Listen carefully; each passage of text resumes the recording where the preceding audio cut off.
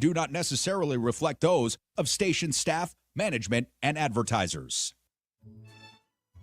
Buongiorno, and welcome to the Italian American Radio Show and Podcast.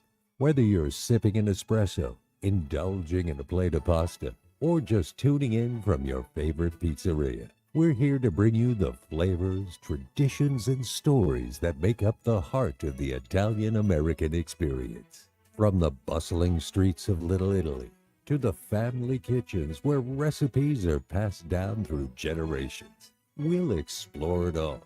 So grab a cannoli, settle in, and let's embark on this delightful journey together. In each episode, we'll feature interviews with fascinating guests, share authentic recipes, and dive into the history that shaped the Italian-American community. But most importantly, we want to hear from you. Call in, share your stories, and let's create a community that celebrates the essence of La Dolce Vita. You can also catch our podcast episodes for a taste of Italy wherever you are. So whether you're Nana's favorite or just discovering your roots, get ready for a radio experience that's amore, right here on the Italian American Radio Show and Podcast. Andiamo! Stay tuned for an hour of cultural delights coming your way on the Italian American Radio Show and Podcast.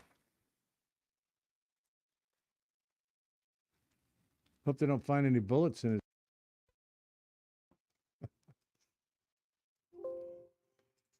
Am I on? Oh, we're live. Oh, okay, that's good. Happy Sunday. And happy Memorial Day.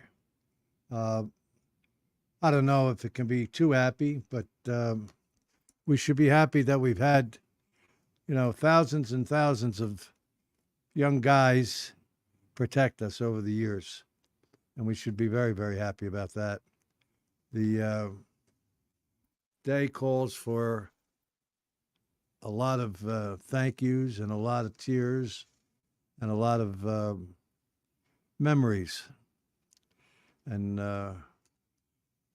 from the First World War to the Second World War to the Spanish-American War to the Vietnam War to now we don't have any wars that we're actually on the ground in that I don't think. Well, we did. Iraq, right? Iran and Iraq. That was nasty. Probably the nastiest of them all because a lot of these kids could not fight back. And they were told not that they can't tell anybody anything about that, but they couldn't fight back. Could you imagine that? Could you imagine that? I can't. And I wouldn't have done it, but that's me. Everybody's got their own vice to play, and their own game to play, and whatever it is. My vice would be that I don't take that from anybody. That, I should get hurt or killed maybe, and and they're going to drive down the road and say goodbye to me. I would never have done that. But that's another story for another day. We have a lot of different stories. I grew up in South Philly, and I grew up on a nice street, Bainbridge Street. And I could go out my yard, and there was an alleyway there. I could go out the alley, and I came out on Kenilworth Street. And on that street, just like most of the streets in those days, they had a lot of kids on there. Red Z. Felton, T. Felton, Bobby Drozdowski, Sonny Muskuski, Richard, and his brother Raymond, the Bean brothers. I mean, there were a lot of kids on the block. Irene, I went to school with Irene. She was hot. God, she was platinum blonde all her life. But just a little story about Walter Felton, which his nickname was T, as in tea and coffee, or tea and biscuits. T was my brother Rudy's. Well, they all were my brother Rudy's friend because they were all older. I was younger. So they always, all of them actually watched over me and made sure I didn't get in too much trouble. But T had a BB gun. It was a real good one. It was a pump BB gun. And I used to drive him crazy asking him to let me shoot it. And one afternoon, he finally said, I think it was a Saturday, he gave me they came in round packages of BBs, looked like a shotgun shell. He gave me one of those. He might have given me two because I sure was a lot of BBs I had. He gave me the BBs in any event and the shotgun BB gun.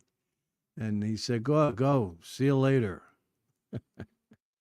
Now, at that time, he was probably 15, maybe. I was, I don't know, 11, maybe 12 the most, but probably around 11. And I went out for the day. I was on an adventure with his BB gun. So naturally, as, things would go, I shot, I don't know, I shot a lot of BBs. I ended up breaking his gun. Excuse me. I broke the pump part from, using the action so much. It broke. Then I felt like I'm going to get killed naturally. He's going to kill me when I get back to Kenilworth Street. And I won't tell you what I was doing with the gun, but it was no good what I was doing with the gun. God punished me. And I wasn't shooting animals or anything like that. I was shooting other things. And but out of the way, down by the warehouses. I was always down by warehouses. I don't know what it was what was with me in warehouses and lots, and empty lots. But in any event, I got back and I gave T his broken BB gun, and he did holler at me.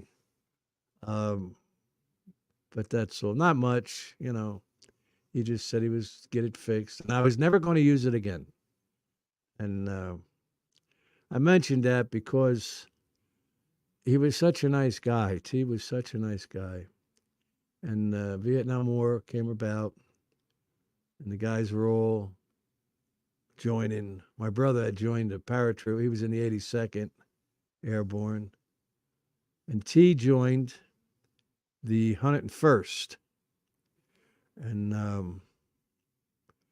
I don't know if you can actually join the 101st or the 82nd, whatever. I don't know if they pick you or what, but T was in the 101st. And I remember, because T was probably 18 at the time, so that made me, maybe 15. And they were having a going away party because he was going to Vietnam. And he was doing it. He had already done his boot camp, and he was in the 101st Airborne. And we had a party for him. Well, they had a party for him. I was a party buster, I was just a gate breaker. But you could do that, and when you knew everybody, and you were younger, they just let you in. Come on in, get a sandwich or whatever. And naturally, he made a fuss over me, and he was in his uniform, and he looked so good. And I remember him. I'll get to that in a minute. But in any event, he went off. He went off to, I don't know how long it took him, if he had to go back to Fort Bragg or wherever it was, and then to be shipped out to Vietnam. But he was only there 3 weeks. Can you imagine? 3 weeks, and he was killed. And his brother said there was a lot of machine gun fire. He got hit with machine gun fire there in the jungle. His brother came around to our house because my family was very good friends with his family, with the Hendersons and the Feltons, and forever. My grandmother and his grandmother actually were good friends. I mean, our families were really good friends. And Redsy, his brother Redsy, came around to tell us that T had gotten killed, which was horrible. It was horrible, it really was. And there were a few other kids in the neighborhood that had already been killed over there. So this made it even worse. But T was killed over there and came back, and we had the funeral for him. And I thought of all the times that he would sit on a step with me at my step at my house. Excuse me. My next door neighbor was his best friend, Joey, and Joey was older too, he was my brother Rudy's age. They were all the same age. But him and Joey hung out together, and they would sit out on the step, and I was a kid, and they would talk to me, and T was rough and tumble, he was built real good, and he was rough, but I mean, not that he was rough and tumble with me, he would just torture me. And Joey was a sports guy, he was a fanatic for sports, and to this day, he still is in his old age. His kids are fabulous basketball and football players. But I remember T like he was right in front of me, talking to me and laughing with me and, slapping me, not hard, rubbing my face, not really slapping me, telling me to make sure I do the right things. Don't get hooked up with some of the crowd down there on 2nd Street, because there was some real weirdos down there, And I think I only listened to 80% of what he said. But in any event, because I ended up with quite a few of those nitwits. And they were nitwits. But that made me one too, so what are you going to do? But it was a terrible thing, T dying like that. And he joined the millions of other soldiers, throughout the wars that went somewhere to fight. T wasn't drafted, he joined. And there's, not that there's a big difference in that, but there is a difference. There are guys that they join because they love their country so much. And they want to try to do something to help people and to perhaps help their country out. And that's what T did, along with a lot of other guys, Even my brother, he joined in 82nd Airborne. But today's that kind of a day. Today's a day to give thanks to people that people that have been hurt in the war and even killed in the war, And when I was growing up, there were a lot of Second World War vets that were home, and well, mostly all of them. And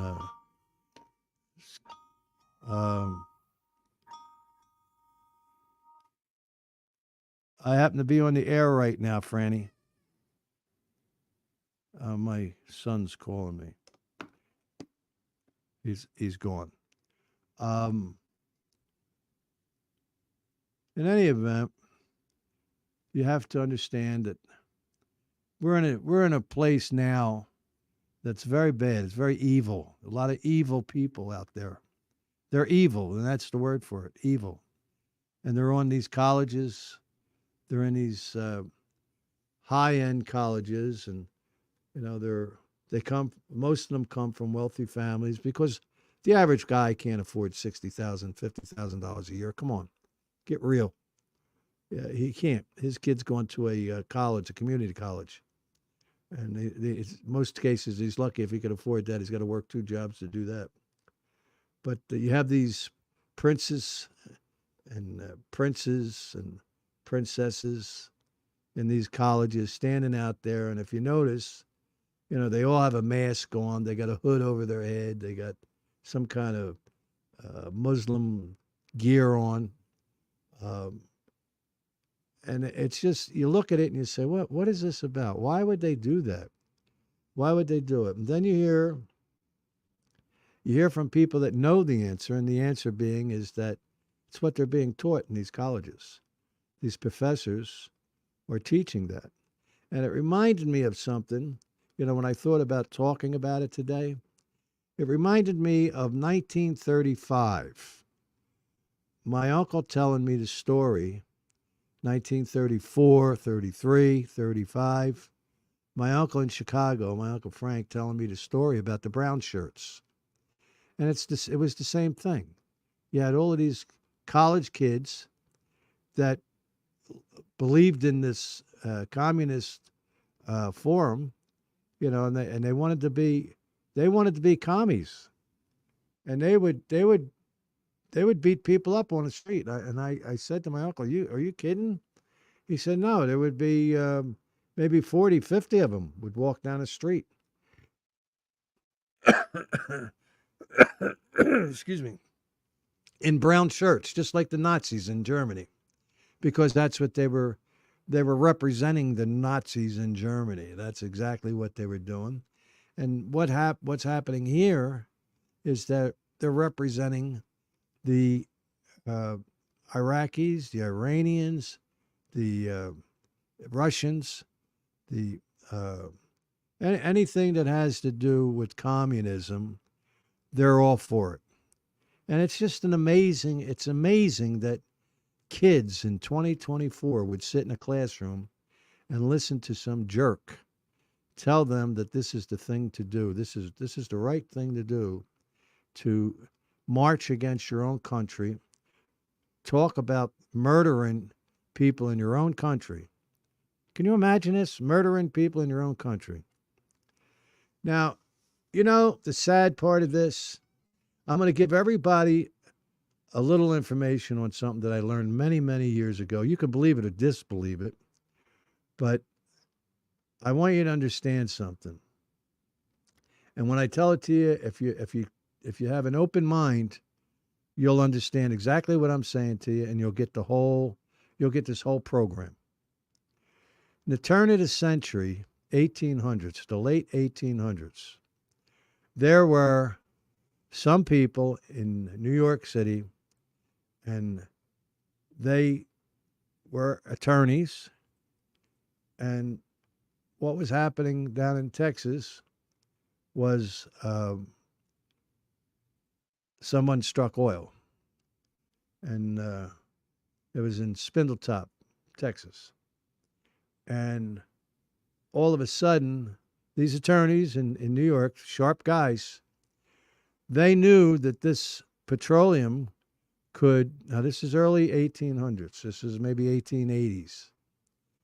And I should have looked it up to see exactly when it was, but it was early 1880s. They could make kerosene out of this oil. And that's all oil is anyway. It's kerosene. That's what the trucks drive on, kerosene. I don't know if people know that, but it's what it is. Well, these attorneys in New York decided to have a meeting, probably at one of their fancy dancy clubs, because they all had money. Not the kind of money they were going to have, but they had money. And they decided to, let's buy up the rights, the underground rights, not the land. We don't need the land. We just need what's under the land. So we want a mineral right piece of paper that we can get them to sign, and we'll give them $20 or $30, or some cases, depending, we'll give them $50. And in 1880s, people didn't have that kind of money. They were out on farms. They weren't talking about city people. They were talking about farmers that had 500 acres, 1,000 acres. They sent their people across the country buying up these leases, giving these people money. They signed over the mineral rights to the land. While that was going on, they were also opening up the oil lamp business across the country.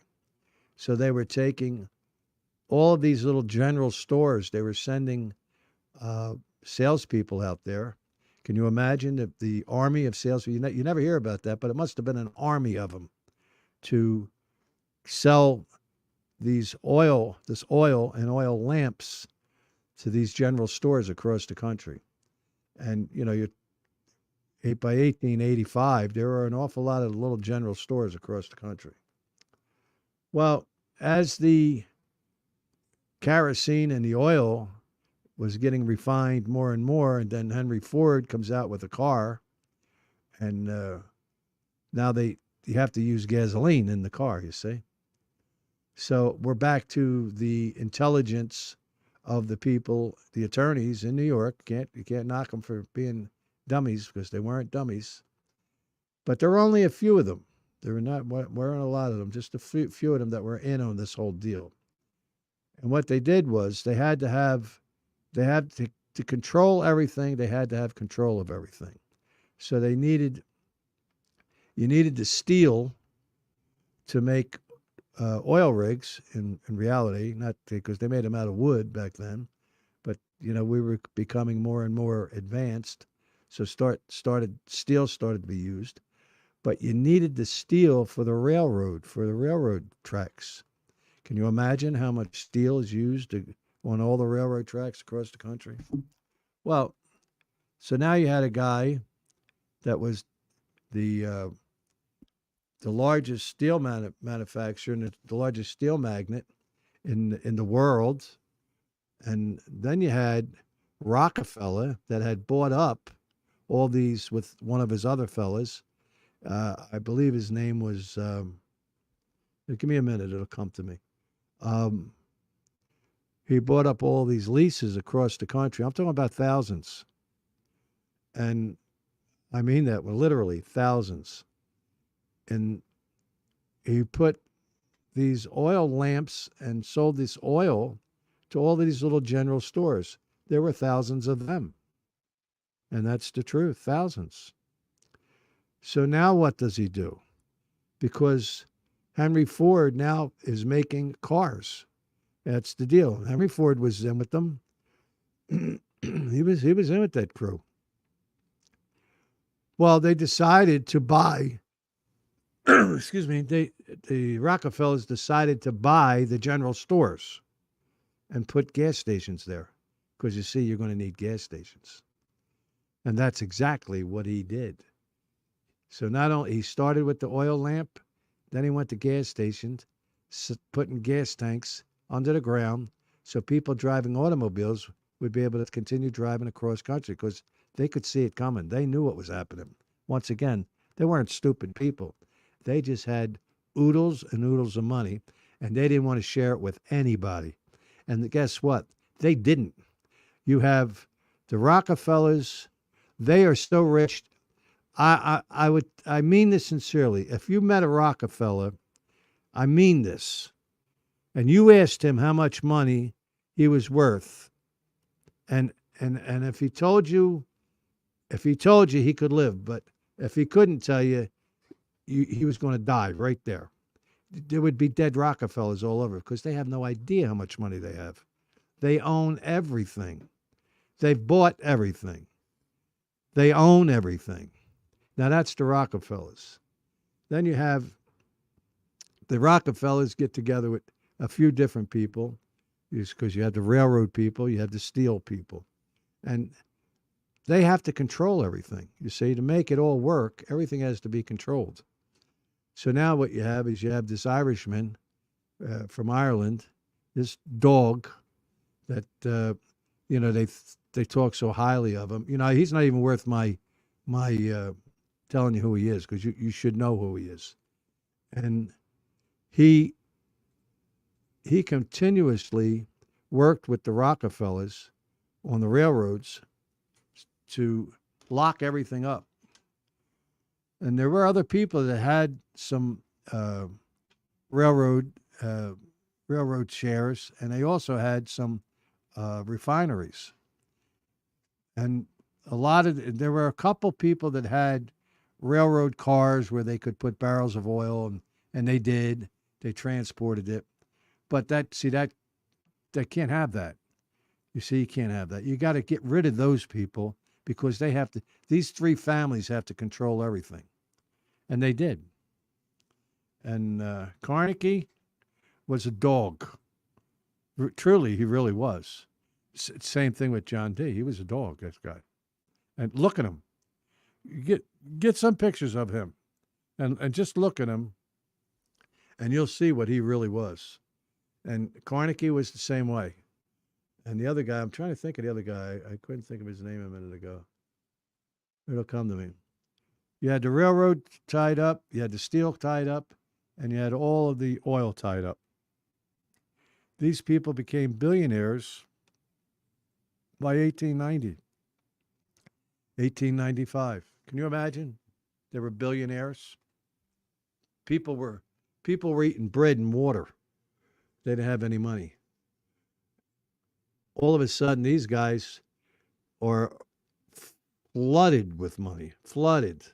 And naturally, they help their pals out, the Mullins, that are still around. And there's another one, the Mullen people. And they're still around. And you have, I'm trying to think the other guy, the other banker, big banker. But in any event, the idea, what I'm trying to explain to you is, these people are still around. They're still here. And they're still doing everything that they've been doing. And all they've been doing is making more money on your back. You got to throw some money towards people. You have to let people make some money, but you don't let them make too much money, and you don't educate people, because education is dangerous. Education is definitely dangerous. So, all right, I can let me put these on, and we'll see what JD is all about. Good morning, good afternoon, JD. Hey, how you doing, partner? How you doing, my man? How's things going? I'm with you doing today? great, but getting better. I appreciated the story about your buddy from Philly. I spoke to you once before when you started out about 2 months ago. All right, thank Originally you. from Wilkes-Barre, Scranton area. Oh yeah, So yeah. I was telling you about the best pizza I ever had was from there. Pretty familiar with South Philly. I had relatives there. So I really appreciated your story about your buddy. And Thank you. I enlisted in the Air Force in 1963, so I know what you're talking about. Oh God, you were right there at the beginning in 1963. Well, I didn't even know Vietnam existed when Right. I enlisted. But I blame that whole fiasco on President Johnson with the Bay of Tonkin, when he used that excuse that we were attacked, our ships were attacked, to bring in 500,000 GIs into Vietnam. He became a general overnight instead of letting the generals run the war. Right. I don't want to talk about Vietnam. It's a sad history. But you're talking about different people. I think the person you might be thinking about is Vanderbilt. Vanderbilt, that was the name. I couldn't. Thanks, JD. He made his money in shipping, Yep. and then he realized that the railroads were the way to go. Yep. And then he took all of his shipping money and built railroads. Yep. But I have to disagree with a little bit about Carnegie and Rockefeller, as bad as they may have been. They both became humanitarians, and Carnegie with the libraries, and Rockefeller, his foundation, he gave away millions of dollars, and the same thing with the Vanderbilts. But unfortunately, during the course of the years, these foundations have been liberalized by great grandchildren and degenerates, and they have bastardized these foundations to do things that are completely against our American heritage.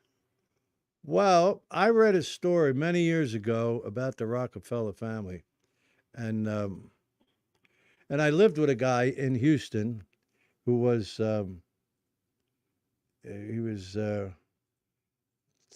nephew of CIA director Barry Colby. His dad was Barry Colby's brother, and he had a lot of stories about the Rockefellers. He knew them well, and the idea that the Rockefellers weren't tyrants when he really was. I'm talking about John Rockefeller Sr. He was a tyrant, and I'm going to tell you why. My opinion. Oh, he was a tyrant. Obviously, when you have billions of dollars, it's whoever has the golden rule. Whoever has the gold, it's the golden rule. Whoever has the gold rules. Well, he had the gold, and what he did was he dispersed it across the country to ministers. not Catholics, ministers. See, He was a religious man. John D. yeah, Rockefeller. he was. You know why? Because the ministers were getting churches built that he built for them, and they were in turn telling the people what a great man Rockefeller was. But if you lived in the 1900s, if you lived, you wouldn't think the Rockefellers were such good people. They built Rockefeller Center at the height of Depression. Can you imagine that? Think about that for a minute. I didn't know that. I don't know how big that building is, how many stories it is, but it's Yeah, I've pretty. been there. It's pretty big. I've been there. Yeah, I looked in for when I was in New York. I was looking for a studio, an office there, and I went to Rockefeller Center. It wasn't that much money either, and that was in the '90s, early '90s. But my point is, whatever they did it to gain more. It wasn't to give anybody any. Their friends, yes, their family, absolutely, but to hold down the average person in this country, if you really took a census of it and how poor they are, you'd cry. I'm serious. You would cry. You have children, you have children and mothers and fathers that they still can't read. What have they done to the schools? Well, why? Why is that? You're going to blame it on the politicians? Well, who controls the politicians? It's all a game, and that was the start of this whole conversation for me was, this is a game that's never ending. It never ends because now you have this misfit, that another nut that wants you to eat artificial chicken. Are you crazy? I mean, seriously. Now, this guy, I read something about a year ago which really pissed me off. He built a house 63,000 square foot. Wow. Bill Gates. His house is 63,000 square foot. Well, you know what I did? I compared that to Danny Thomas's St. Jude's Hospital down in Tennessee. That's 61,000 square feet. Can you imagine? His house is bigger than 5 hospitals in that area put together. I was playing blackjack at the Hilton Hotel about 30 years ago, and he was sitting next to me, and he got a drink, and he tipped a cocktail waitress $1. Yeah, well, that's who they are. That is exactly. Now, he could have tipped that girl $1 million, and it wouldn't have hurt him a bit. He could have tipped her a mortgage. He could have paid for her mortgage. Well, but they'll never do that. What they will do is have you eat bugs and have you eat shit. That's what they're looking to do. And this has to end. People like him, they're I hate to say this, but they have too much money, you see? Why is he spending billions of his dollars overseas to foreign countries to help them get out of poverty when there is poverty in his backyard in Portland, Oregon, in Chicago, in Detroit? He could spend billions of. I had an idea many years ago that I brought forth. If I'm a billionaire and I was born anywhere near Baltimore, Detroit, or Chicago, I would have gone back to my community, which was been Wilkes-Barre, Scranton, Pennsylvania, and I would have empowered that community. I would have built gas stations, convenience stores, and what have you, and let the local people run them, and if they qualified, they would own them. There are billionaires in this country, I don't know, 1,000 or 2,000, that could go back to their hometowns or their home cities and completely rebuild them with the expertise that made them billionaires, and all of their workers, they could go into that city of Baltimore, Cleveland, Chicago, Detroit, and revitalize it almost overnight. They're never going to do it. They're never going to do it. They don't think that way. They'd rather buy gold. They'd rather buy some more properties. This guy owns 2 million acres of land. This Gates guy, 2 million acres. What are you going to do with it? Well, it reminds me of a story of a bookmaker that I'm not going to go into the story, but at the end of the day, it's a pissing contest. How many billions of dollars can you have? Because you're not going to take it with you. No, you're not going to take it with you. That's an old Jewish joke. The Polish guy and the Irish guy and the Jewish guy, good friends. You remember the joke? Yeah, I I remember. were going to pay. I was going to pay you. That's the punchline. No, there's a different joke. When they Okay. when they were We buddies don't need and to they get just into that. they decided Hey. when they die, they're going to put $100 in each pocket, for the guy that's dead. Yeah.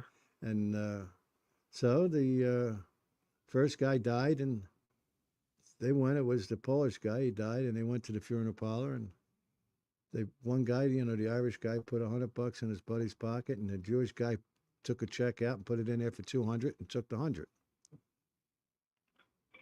You see? Did you get it? Yes. I always liked that joke. But I worked for I worked for a lot of Jewish people in my life. I still do at times, and they're great people. I'm going to leave you with this, my friend, Go ahead. and to all what we're supposed to be celebrating tomorrow. All the people that gave us our freedom. I am cooking a tuna fish sauce that my grandmother Lucia Pastorelli taught me how to make, and it's about just ready to put the angel hair pasta with it. Tuna fish sauce. Wow. And You never heard of that? No, and it's in red sauce? Let me tell you this. My grandmother, Lucia, who lived to be 93 years old, What a name, Lucia. I love it. taught me when I was a young man, because for some reason, I don't know, I like to watch him cook. My grandfather on my other side, my mother's side, taught me how to make sauce, red sauce, and my grandmother, Lucia. You take 2 cans of Genoa tuna fish with the olive oil in it. That's all I eat. Go ahead. You take 1 can of Centro, or the best crushed tomatoes you can buy. Yeah. You put the crushed tomatoes into the pot, and then you put the 2 cans of Genoa tuna fish with 1 bay leaf, and you simmer it for about 45 minutes to 1 hour. It is easy because the tuna fish doesn't have to be cooked. And then you cook it, and then you eat it with either angel hair or thin spaghetti. And it is light. When you eat it, you don't feel full up. It is one of the best tasting Italian sugos I've ever had. I'm gonna do that this week, JD. I swear. I just bought 2 cans the other day. I got to get the crushed tomatoes. You're saying that, right? You get the best, either Centro or whatever, the best crushed tomatoes. Yeah. 1 can. Now, depending on how much you want to make for, if I'm having company, I use 4 cans of tuna, the Genoa, Right. The best Genoa with the olive oil, and crushed tomatoes, and that's it. What an easy And it takes an dinner. hour. I love it. What? I love it. And with the angel hair pasta, that sounds really good to me. It takes 1 hour to cook the tuna, and 10 minutes to cook 5 minutes to cook the angel hair. Yeah. And you have a delicious.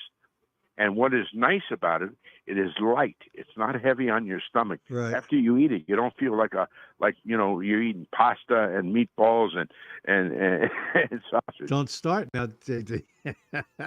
I love them meatballs. Yeah, but at my age, it's getting harder and harder. Me too. Me too. The tuna fish is now about ready. Yeah. Well, you go and enjoy it, and enjoy the afternoon. Put a And game. do not ever buy Seacrest or any other kind of tuna except the Genoa. Yeah, that's what I've been eating, Genoa and olive oil, always. And you know what I do for a dessert once in a while at night? If I want something to eat, I just take a can of tuna fish, the Genoa tuna fish, and I just have that, and it's marvelous. And I'm not a sushi guy. Well, you're giving me good ideas here, because I really like the tuna. I do. I do. I was always a tuna guy. a kid. All right, you know. buddy. You have a great Memorial Day, and nice talking to you. I thank you for your time. Thank you, JD. And you call me anytime, buddy. You got it. All right, pal. Bye-bye. What a nice guy and a nice conversation that was, huh? I enjoyed that. I did. You want to you want to sell somebody something? You want to give somebody a break or oh, I don't care. Don't matter to me. The today again we're back to what a beautiful day it's going to be for certain people and a very sad day for certain people. But I do have another story. I do. My brother's other friend, Frankie Mashuli, he joined the Marines. Now, Frankie should have went right to Hollywood because he was so handsome. He was like Tyrone Power, Earl Flynn. I think more Earl Flynnish. Young guy. He was a handsome guy, and he liked me. He did. He liked me. Even I was a few years younger than him, but at the time, Frankie joined the Marines, and he was in Switzerland in the embassy duty in Switzerland. I said, "Boy, what a job that must have been." And he said, "Fran, all it was cocktail parties 3-4 times a week, and beautiful girls, skiing." And he said there were about 5 or 6 of us. We had our own place. We rented our own place, and when we were off, we just rented a car, drove all over, went to Spain, went to Italy, and I could imagine the fun Frankie had because, well, he was a character anyway, Frankie. And he asked me to go to, he was going out with a general's daughter, and he was going to Washington, D.C., because that's where they lived. He was going to see her for something, I forget. And he asked me if I wanted to go take a ride with him, and we'll stay over for the night.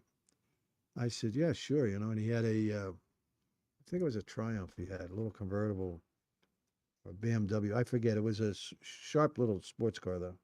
But I think it was a Triumph TR6, and fast little car. No, it wasn't. You know what it was? It was an Austin Healey. That's what it was. It was an Austin Healey.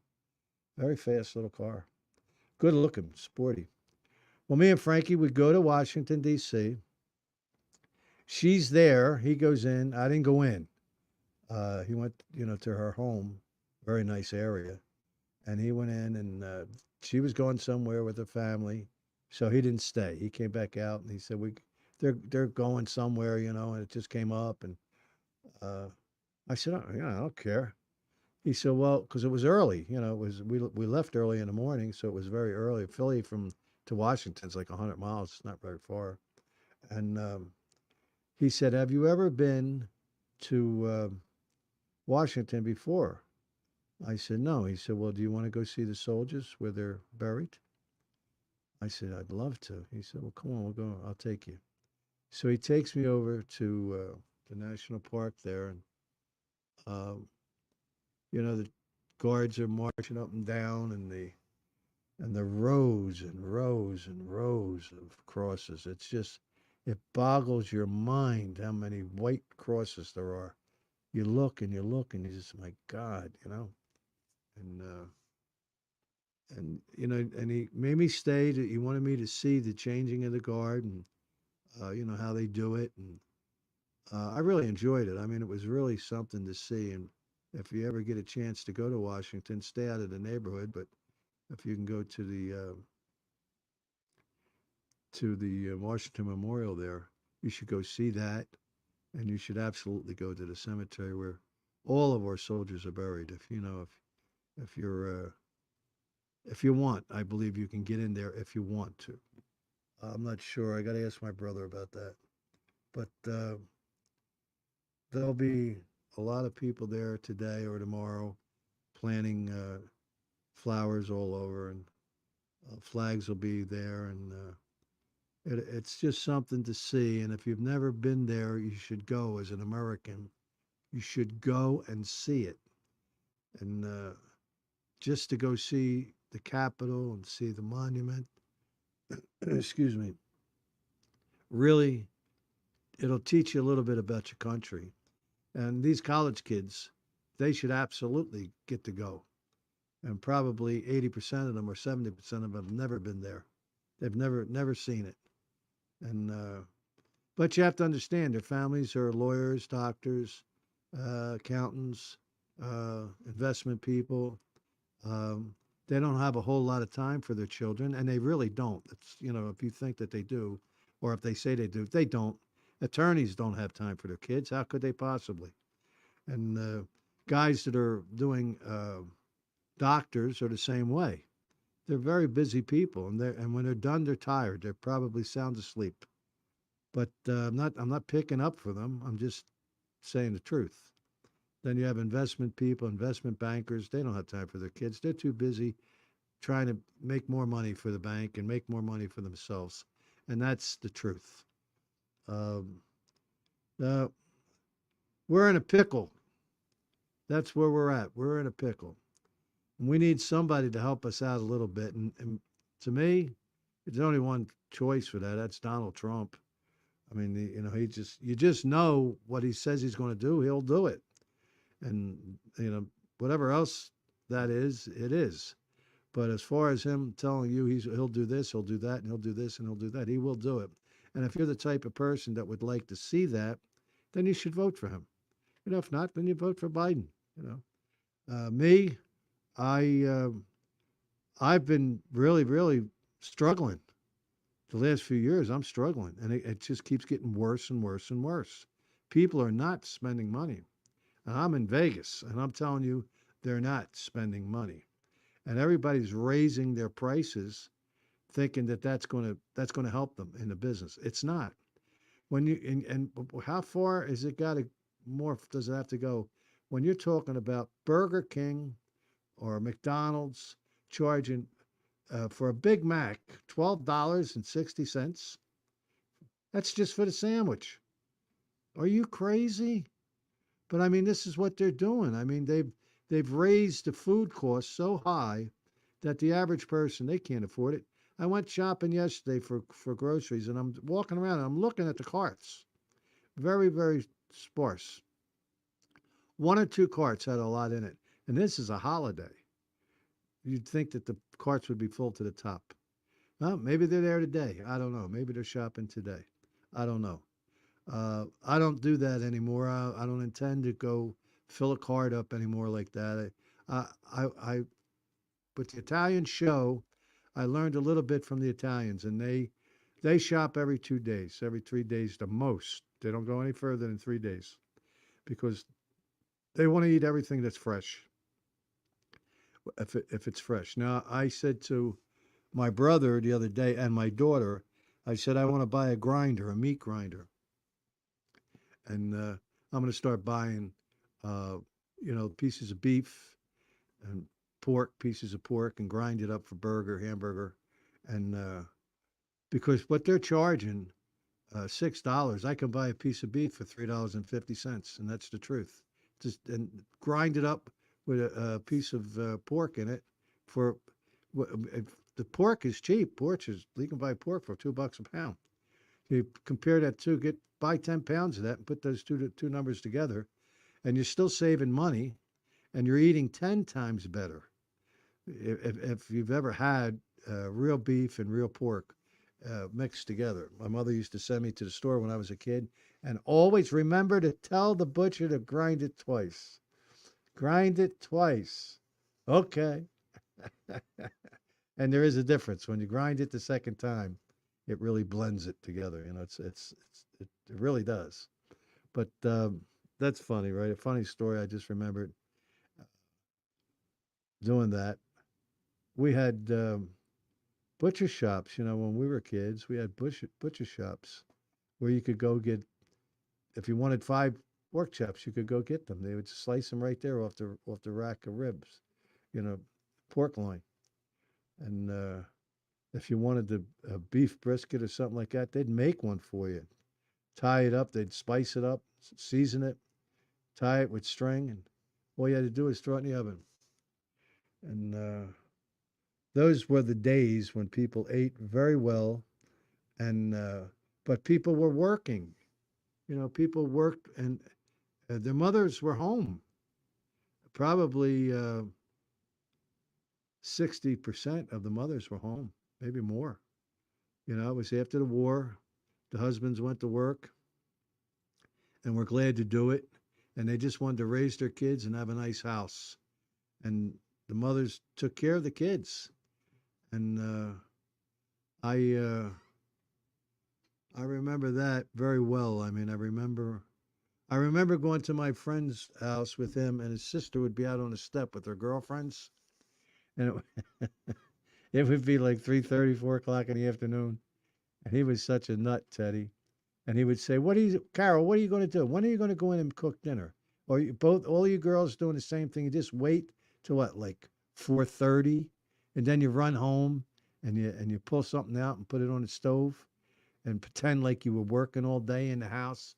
You bring the vacuum cleaner out, put it in the middle of the floor, and you just don't do anything. You sit out here. Every time I come by, you're just sitting on a step talking about the soap operas. What's the matter with you women? He was such a son of a gun, Teddy, and but he was funny. He did it. He did it with fun. Yeah, I taught him how to swim in Florida years ago down in Fort Lauderdale. He didn't know how to swim. He was 10 years older than me and didn't know how to swim. It was unbelievable. But I taught him how to swim. I should have drowned him, but I had some fun with them. That year was a fun year for me, and working at the Castaways and bar, and flying to Chicago and flying to New Mexico and going to California, Hollywood, and did a lot of stuff, you know. But I'm looking over here at Justin, you know, and he's giving me like the Maloiks, you know. He's telling me he's telling me 2 minutes. Yeah. Coming up on 2 minutes, huh? Okay.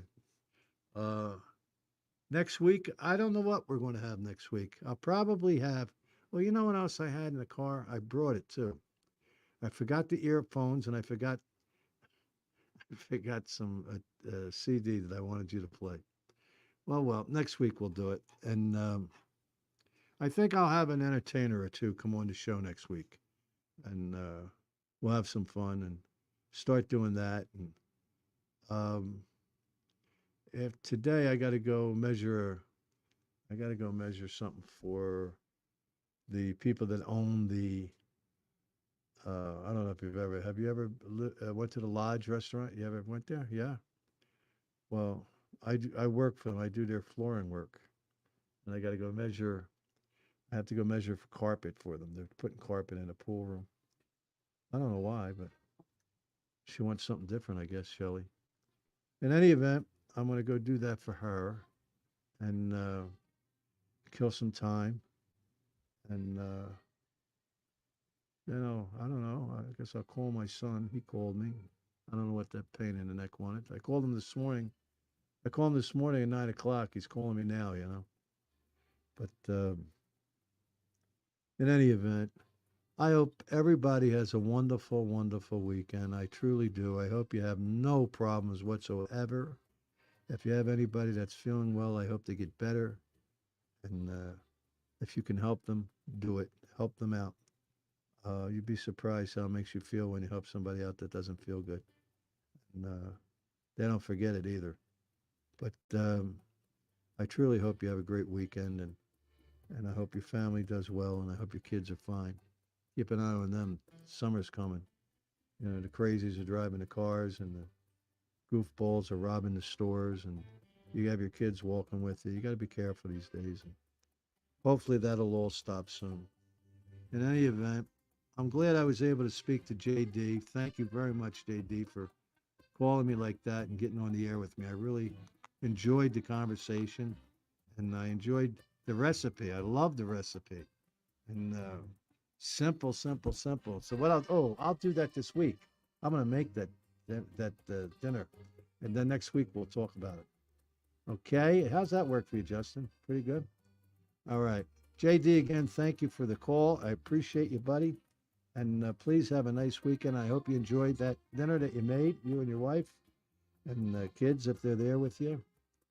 And I'll be talking to people again next week. Our number here is 702-221-7283, 221-7283. You can call us anytime. And if you have any suggestions for the show, just call and tell me. I'm easy to get. You can get me anytime you like. My regular number is 702-265-4419. 265-4419. You call me anytime you like. That's my personal phone. Been giving it out for years and years and years. But I'm done now. I'm done for the day. I got to go take care of business for Shelley and Stuart up at the Tenaya. You should go there, Tenaya. They have great food at the lodges. God, they have good food. Well, in any event, again, thank you very much. I'm over a minute, right? I'm sorry about that, pal. I'm good, though, huh? Let's cut into a news. All right. Speak to you next week. Bye-bye.